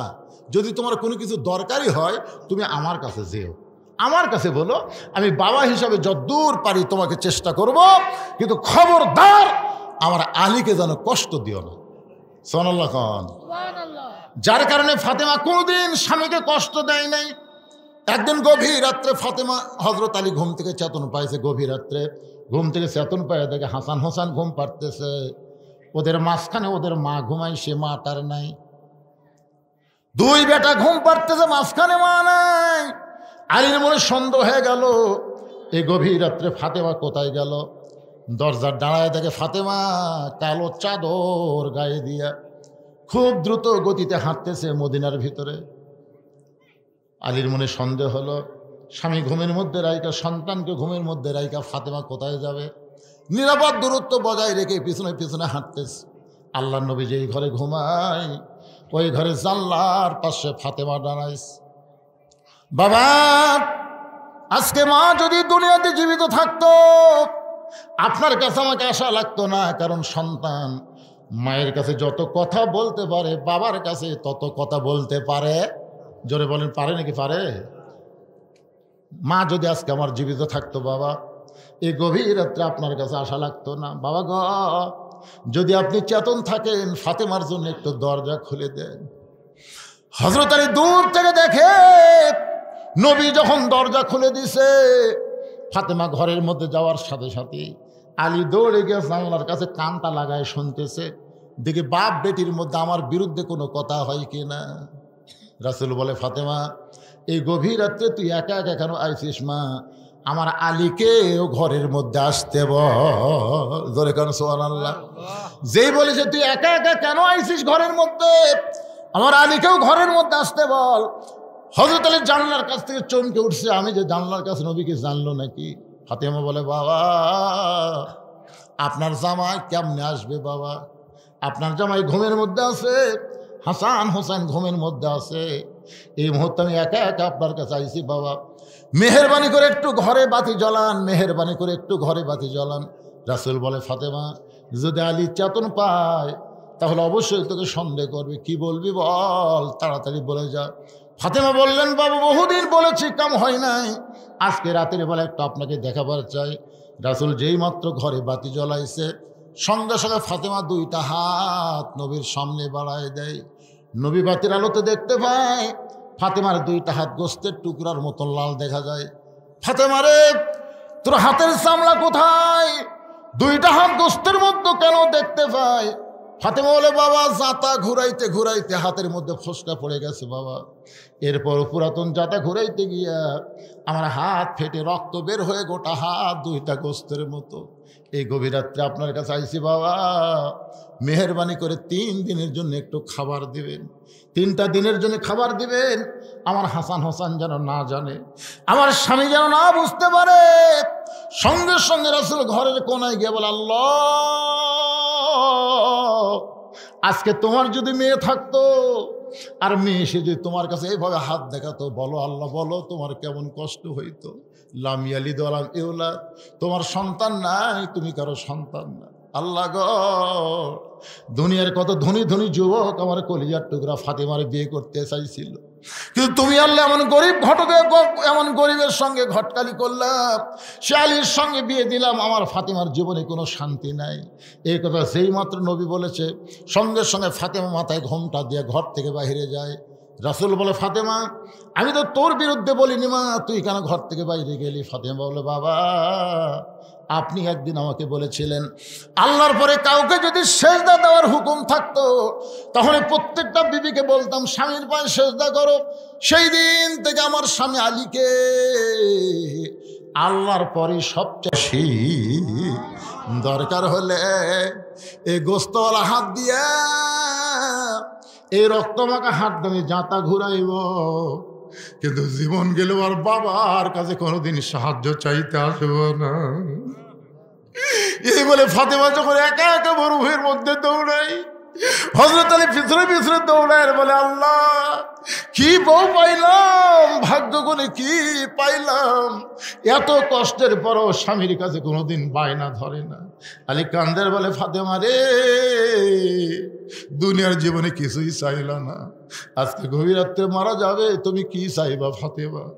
ফাতেমা বলে, স্বামী আমার 1 নম্বর চাওয়া হলো রাতের অন্ধকারে আমাকে দাফন করবেন। আমার 2 নম্বর চাওয়া হলো আমার কোনো জানাজার ব্যবস্থা করবেন না। আমার 3 নম্বর চাওয়া হলো আমার লাশটা কিন্তু খাটনিতে তুলবেন না। ওগো স্বামী আমি হিসাব করে দেখলাম 4 জন মানুষ খাটনি কান্দে নিবে, এমন 4 জন মানুষ দুনিয়াতে নাই। কারণ আমার বাবা যদি আজকে দুনিয়াতে থাকতো, মরা মেয়ের লাশের খাটনি বাবা কান্দে নিবার পারত। আমার হাসান হোসেন যদি বড় হইতো, মায়ের লাশের খাটনি কান্দে নিবার পারত। কিন্তু আমার বাবা 6 মাস আগে দুনিয়ার সবাইকে ফাঁকি দিয়া বিদায় নিয়েছে। আমার হাসান হোসেন এত ছোট। স্বামী গো আপনি আমার লাশটা কান্দে করে নিয়া ওই জান্নাতুল বাকির পূর্ব কোণায় সবুজ রঙের একটা বাতি জ্বলবে, ওই বাতি বরাবর আমাকে দাফন করবেন। আমার কবর খুঁড়তে যদি আপনার কষ্ট হয়, আপনার একান্ত বন্ধুকে বলে দিবেন সে যেন গোপনে কবর খনন করে দেয়। কবর যখন খনন হলো, হযরত আলী ফাতেমার লাশটা নেওয়ার জন্য ঘরের মধ্যে ঢুকে দেখে ফাতেমা নিজে নিজেই গোসল করেছে।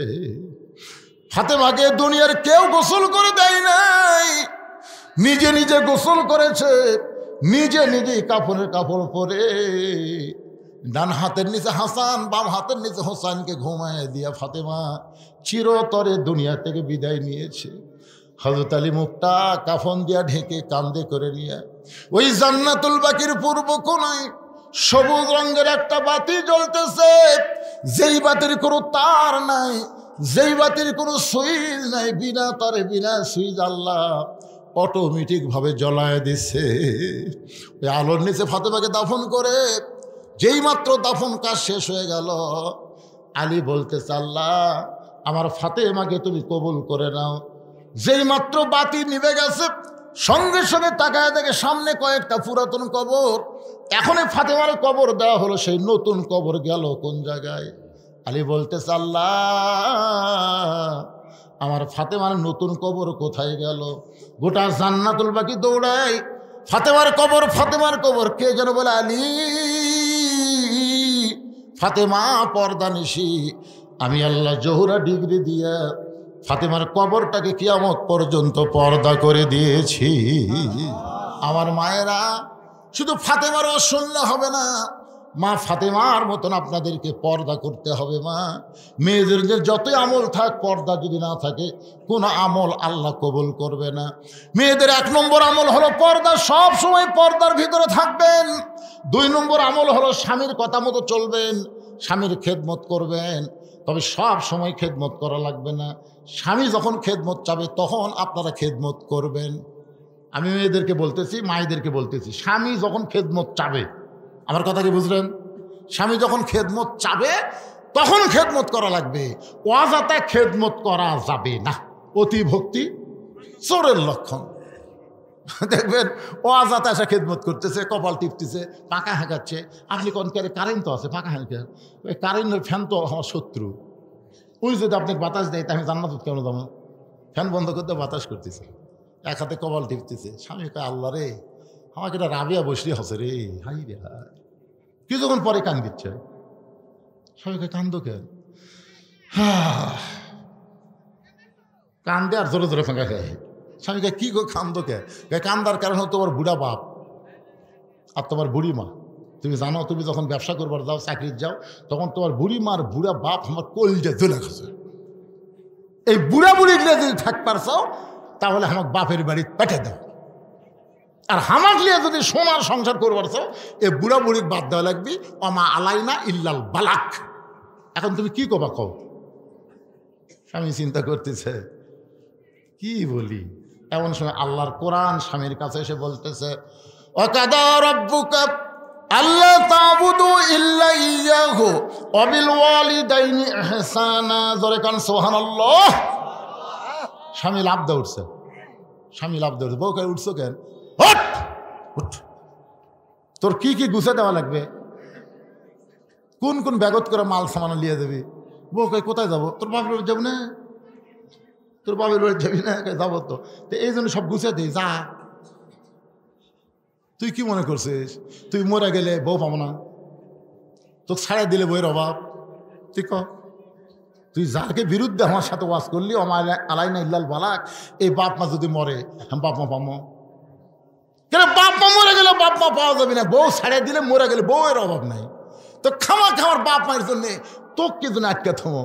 যা তুই বাপের বাড়ি যা, কিছুদিন পরে একটা গাড়ি ফেরত দেবো, গাড়ির নাম হলো তালাকের গাড়ি। ধরে কারণ কিসের গাড়ি? 3 তালাকের গাড়ি। দরকারে বউ ছাড়বো, কিন্তু বাপ মার কলি যাই একটা কষ্টও দিবার পারবো। বউ দৌড়ে এসে স্বামীর পা ধরে বলতেছে, আমি আপনাকে পরীক্ষা করলাম, আপনি আসলেই জান্নাতি গো, আপনি আসলেই মরদ মানুষ। জানেন মাঝে মধ্যে বউ কিন্তু এরকম অভিনয় টভিনয় করে খেদমত করতে পারে। ধরে কোন কথা ঠিক কিনা? মেয়েদের বলবো 2 নম্বর হলো স্বামীর কথা মতো চলা, স্বামীকে খেদমত করা। 1 নম্বর নামাজ, 2 নম্বর রমজান মাসের রোজা, 3 নম্বর সতীত্বের হেফাজত পর্দা করা, 4 নম্বর স্বামীর কথা মতো চলা, স্বামীকে খেদমত করা। এই 4টা আমল যদি করতে পারেন 8টা জান্নাতের দরজা আল্লাহ খুলে দিবে। লিল্লাহি তাকবীর। আমার মায়েরা ধৈর্য নিয়ে বসেন। ওসমান গনি চোখের পানি নিয়ে কানতেছে আর বলতেছে, জুব্বা বুঝি রাসূল আমাকেই পরায় দিবে। ওসমান গনির পাশে একজন সাহাবী বসে আছেন, একজন সাহাবী নাম হলো তার হযরত আলী। ধরে বলেন নাম কি? হযরত আলী মুস্কি মুস্কি হাসতেছেন, আবু বকর কিন্তু কানতেছেন, ওমর কিন্তু কানতেছে, ওসমান গনি কানতেছে, কিন্তু হযরত আলী মুস্কি মুস্কি হাসতেছে। মুস্কি মুস্কি হাসার কারণ হলো আল্লাহ রাসূল বলেছেন, আদম আলাইহিস সালাম থেকে কিয়ামত পর্যন্ত যত মানুষ দুনিয়াতে আসবে হযরত আলীর মতন এত বড় ডিগ্রি আল্লাহ কোনো নবীকেও পর্যন্ত দেয়নি। সে ডিগ্রির নাম কি জানেন? জানেন? আলীর একটা ডিগ্রি আছে, কাররাম আল্লাহ ওয়াজহাহু। আলীর চেহারাকে আল্লাহ তাআলা সবার উপরে সম্মানই করে দিয়েছে। জোরে কান সুবহানাল্লাহ।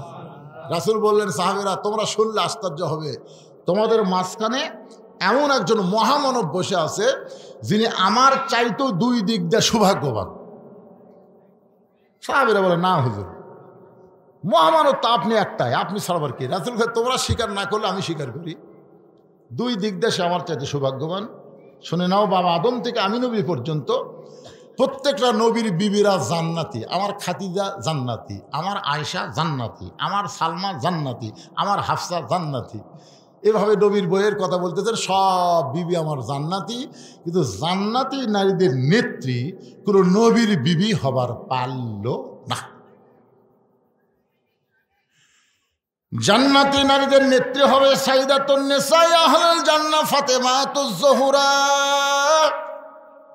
আমার কলিজার টুকরা ফাতেমা জান্নাতি নারীদের নেত্রী। এই জান্নাতি নারীদের নেত্রী স্বামী যিনি, তিনি হলেন পৃথিবীর সৌভাগ্যবান স্বামী। ধরে কান্না সুবহানাল্লাহ। ওমর ফারুক বলে, ইয়া রাসূলুল্লাহ, যোহর নামাজের প্রথম রাকাতে প্রথম সেজদায় 3 বার সুবহান রাব্বিয়াল আলা আমরা পড়ছি, আপনি সেজদা থেকে মাথা তুলছেন, কিন্তু প্রথম রাকাতে দ্বিতীয় সেজদার যায় 180 বার আমরা সুবহান রাব্বিয়াল আলা পড়ছি, কিন্তু আপনি সেজদা তোলেন না। দ্বিতীয় রাকাত ঠিক আছে, তৃতীয় রাকাত ঠিক আছে, চতুর্থ রাকাত ঠিক আছে, কিন্তু প্রথম রাকাতের এই দ্বিতীয় সেজদা এত লম্বা হওয়ার কারণ কি? আল্লাহ রাসূল বলে, সাহাবীরা তোমাদের সবার মনে কি হচ্ছিল? এক সাহাবী কয়, হুজুর আমরা মনে করছে আপনি বোধহয় অসুস্থ হয়ে আছেন। তখন আমরা কি উঠে যে আপনার কি করি, কিন্তু সাহস পাচ্ছিলাম না। তোমরা কি মাথা তুলে কেউ টেরা টেরা করে দেখছেন? না হুজুর, সে সাহস আমরা পাইনি। একতে দায়িত্ব বিহাদ আল ইমাম বলে আমরা নিয়ত করছি, ইমাম যা করবে আমরাও তাই। আল্লাহ রাসূল বললেন, তাহলে শোনো, তোমরা যখন সেজদার মধ্যে সবাই ছিলে, ওই সময় আমার দুইজন পবিত্র তোমাকে সেজদার সামনে দিয়ে কুটকুট করে আইসা আমার পিঠের উপর দুইজনে বসে গেছে।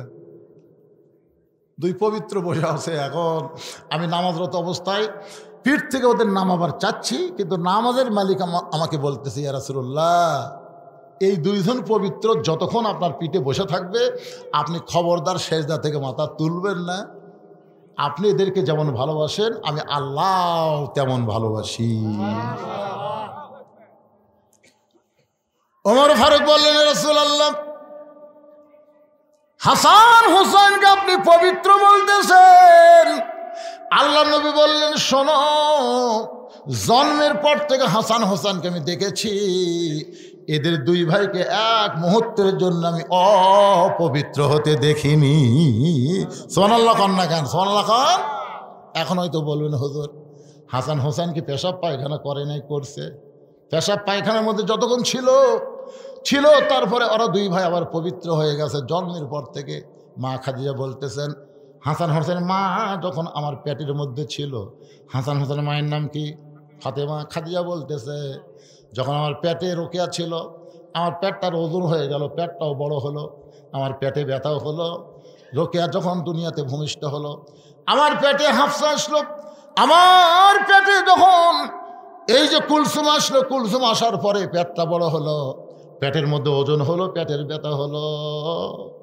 এমনভাবে নবীর তিনটা মেয়ের কথা বলে খাদিজা বলতেছে, ফাতেমা যখন আমার পেটে আসলো, আমার পেটের মধ্যে কোনো ব্যথা নাই, পেটটার মধ্যে কোনো ওজন নাই।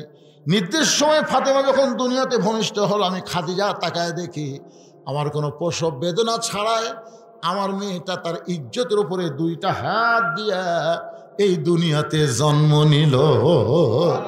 আমি মা হইয়া পর্যন্ত ফাতেমার ইজ্জতটা দুই চোখে দেখতে পারিনি। সেই ফাতেমার গর্ভ থেকে দুইটা সন্তান।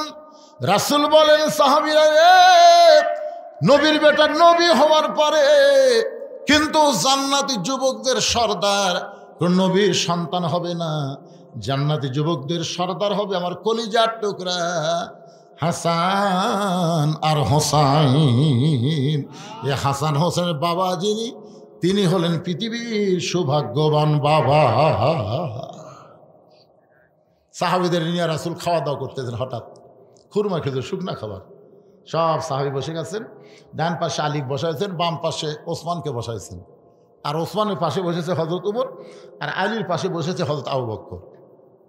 আবু বকর আর উমর হচ্ছে রাসূলের শ্বশুর, সুবহানাল্লাহ বলেন, আর আলী আর ওসমান হলে রাসূলের জামাই। খুরমা খেজুরের একটা খাওয়া দাওয়া হচ্ছে, খুব আনন্দ নিয়ে। নবী আমার খুরমা খেজুর খাচ্ছেন, আর আলীর সামনে চট করে বিছি রাখতেছেন। আলী খুরমা খেজুর খায়, নিজের সামনে বিছি রাখে।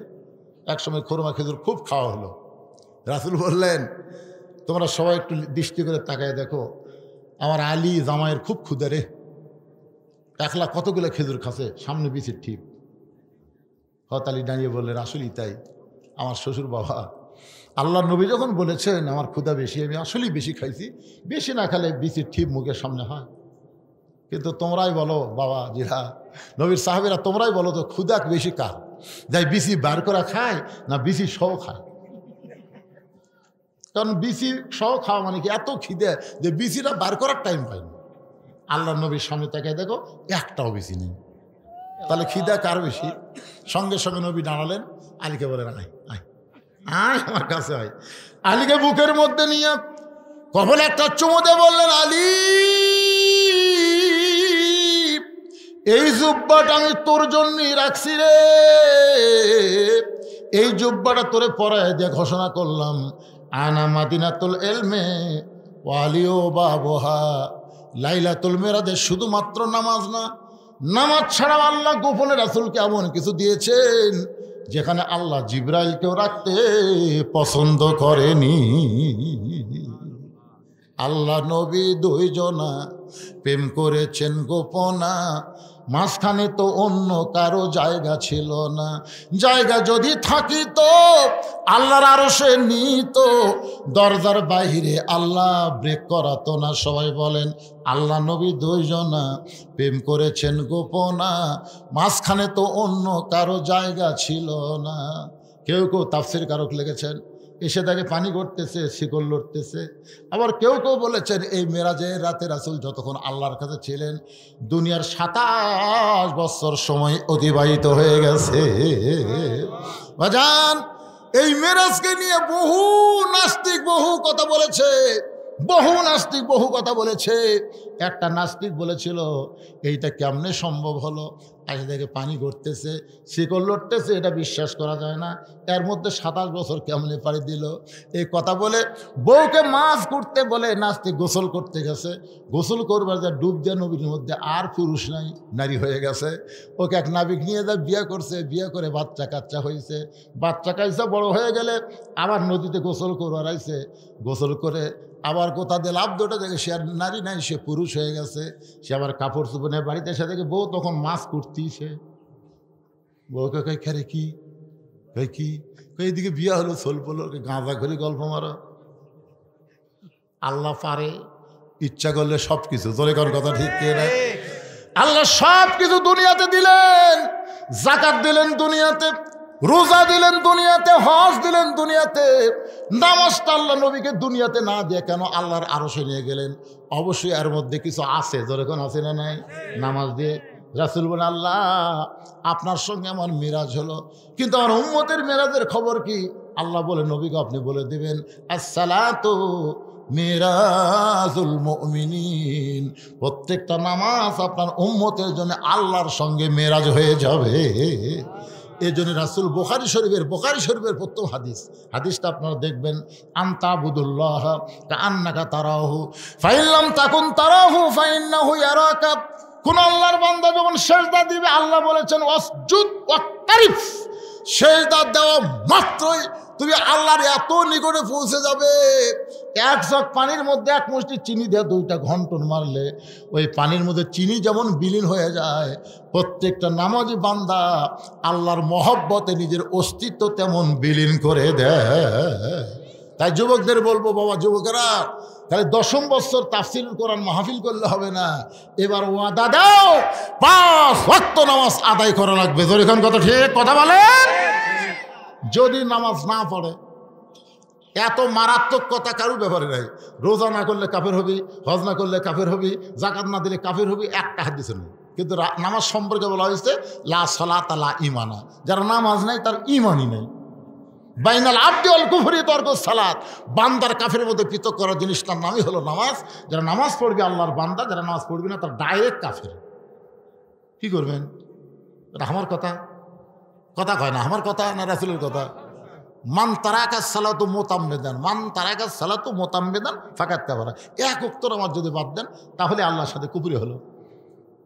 সোনার সানেরা যারা মাহফিল করলেন, কুটিরে সে বাবা সোনারা কুটিরে নামাজ হচ্ছে ঠিক মতো, মাশাআল্লাহ। তাহলে মাহফিল করা সার্থক হবে ইনশাআল্লাহ।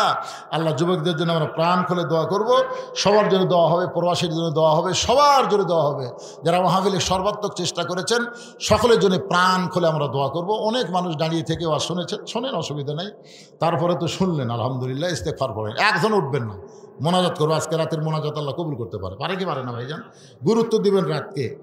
হ্যাঁ, সবাই ইস্তেগফার, আস্তাগফিরুল্লাহ রব্বি মিন কুল্লি জামবি ওয়া তুবু ইলাইহি, আস্তাগফিরুল্লাহ রব্বি মিন কুল্লি জামবি ওয়া তুবু ইলাইহি, লা হাওলা ওয়ালা কুওয়াতা ইল্লা বিল্লাহিল আলিয়্যিল আযীম। সকলে হাত তুলে আল্লাহুম্মা আমিন। আল্লাহুম্মা আনতাস সালাম ওয়া মিনকাস সালাম, তাবারাকতা ইয়া যাল জালালি ওয়াল ইকরাম। মাবুদ, কঠিন শীতের ভিতরে আরামের বাড়ি, আরামের ঘুম, ল্যাপ তোষকের মহব্বত কলিজা থেকে বের করে দিয়া, আয় আল্লাহ তাআলা, এই জান্নাতের বাগানে বসে বসে আলোচনা শোনার শেষে গুনাহগারের সঙ্গে রহমতের দরজায় ফকির হয়ে দোকানে হাত তুলেছে। মেহেরবানি করে আজকের মাহফিল আমাদের সকলের হেদায়েতের জন্যে, নাজাতের জন্যে, জান্নাতের জন্যে কবুল করো। এই মাহফিলের শুরু থেকে শেষ পর্যন্ত যত আলোচনা হয়েছে আল্লাহ, এর মধ্যে যদি ত্রুটি হয়, ভুল হয়, মাফ করে দিও। এর যা হাদিয়া মঞ্জুর করো। সোনার মদিনায় নবী পাকের রওজা মুবারকে আল্লাহ কবুল করে দিও। তামাম আম্বিয়ায়ে কেরাম, আসহাবে কেরাম, তাবিনী কেরাম, তাবিনী কেরাম, তামাম পৃথিবীর মাটির নিচে যত মুমিন মুমিনা আছে আল্লাহ, সকলের আরওয়াহ পরে হাদিয়া কবুল করো। ও মাবুদ, আমরা যারা হাত তুলেছি, আমাদের জনম দুঃখনী মা যাদের কবরে চলে গেছে, আল্লাহ মেহেরবানি করে মায়ের কবরকে জান্নাতের টুকরা বানিয়ে দাও। বাবার বাড়িঘর সবই আছে, এতিম করে দিয়ে বা এতিম হয়ে যাদের কবরে গেল, আল্লাহ মেহেরবানি করে বাবার কবরকে জান্নাতের টুকরা বানিয়ে দাও। এখানে কি লিখছে বাবা? এরা তো মোনাজাতের মধ্যে হয়। আল্লাহ তোমার বান্দারা অনেক টাকা পয়সা খরচ করে, অনেক ত্যাগ স্বীকার করে আজকের জান্নাতের বাগান লাগাই দিছে। এই যুব কাফেলাকে আল্লাহ তুমি কোরআনের জন্য কবুল করো, ইসলামের জন্য কবুল করো, নামাজের জন্য কবুল করে নাও। আজকের মাহফিলের সম্মানিত সভাপতিকে আল্লাহ তুমি কবুল করো। আল্লাহ আজকের মাহফিলের প্রধান অতিথি, বিশেষ অতিথি কবুল করো। আলেম ওলামাদের কবুল করো, হাফেজ কারি ইমামদের কবুল করো, হাজী সাহেবদের কবুল করো, মুরব্বীদের কবুল করো। খাস করে আমার মা বোনদের কাবেদা সালেহা পদ্মানিকে কবুল করে মা ফাতেমার চরিত্র দিয়ে দাও। আল্লাহ, মঞ্চে বসে একটা ছেলে অসুস্থ, তার চেহারা দেখলেই বোঝা যায়। এছাড়াও যারা অসুস্থ অবস্থায় হাত তুলেছে, আমি নিজে অসুস্থ, আল্লাহ সবকে সুস্থতার নিয়ামত দান করে দাও। আল্লাহ, আমার প্রবাসী ভাইদের জন্য দোয়া চাওয়া হয়েছে। আল্লাহ, এদের মধ্যে অনেকে হয়তো দুনিয়া থেকে কবরে চলে গেছে। ও আল্লাহ, যেখানে থাক, সুন্দর থাক। এই মাহফিলের জন্য যারা সর্বাত্মক সহযোগিতা করলো, মোনাজাতের সঙ্গে সঙ্গে আজকের মাহফিলের সমাপ্তি হয়ে যাবে। আগামী বছর পর্যন্ত আমরা বাঁচা থাকবো তার কোনো গ্যারান্টি নেই। আজকে পবিত্র রাতের ওসিলায়, এই লাইলাতুল মিরাজের রাতের ওসিলায় আল্লাহ ওদের দোয়াকে কবুল করে নাও। আমাদেরকে 5 ওয়াক্ত নামাজি হওয়ার তৌফিক দাও। আল্লাহ, কে কোন নিয়তে হাত তুলেছে সকলের নেক নিয়ত নিগাশকে আল্লাহ কবুল করো। সুবহান রাব্বিকা রাব্বিল ইজ্জাতি আম্মা ইয়াসিফুন ওয়া সালামুন আলাল মুরসালিন ওয়ালহামদুলিল্লাহি রাব্বিল আলামিন। ওয়া হাক্কা লা ইলাহা ইল্লাল্লাহু মুহাম্মাদুর রাসূলুল্লাহ। চেয়ারে বসে নামাজ হবে কিনা? চেয়ারে বসে নামাজ হবে, বাড়িতে মসজিদে হবে না। কারণ কাতার সোজা করার জন্য চেয়ার চলবে না। মসজিদে নামাজ পড়লে জামাতে কাতার সোজা করা কারিবুল ফরজ, এই জন্য চেয়ার চলবে, বাড়িতে চলবে না। সুস্থ শরীরে বসে নামাজ হবে কিনা? সুস্থ শরীরে বসে নামাজ পড়বি কেন? লেটা পরে সেজদা না দিয়ে নামাজ হবে কিনা? কি কয় রে বা, নামাজ নিয়ে কোনো ইয়ার কি মারেন না। আল্লাহ বলেছেন নামাজের যে কয়টা ফরজ আছে তার মধ্যে একটা ফরজ হলো দাঁড়িয়ে নামাজ পড়া। লেটা পড়া বসে থেকে আল্লাহ ইচ্ছা করলে এমন বসে দিবি তার জীবনে খাড়া হয়ে পারবে না, তখন কি করবেন? ঠিক আছে,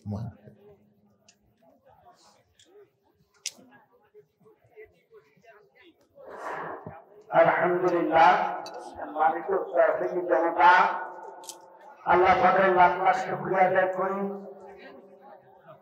আমাদের আজকের প্রধান আলোচক যে বিষয় নিয়ে আলোচনা করলেন, বিশেষ করে নামাজ, আল্লাহ পাক আমাদেরকে সকলকে 5 ওয়াক্ত নামাজ নামাজের সাথে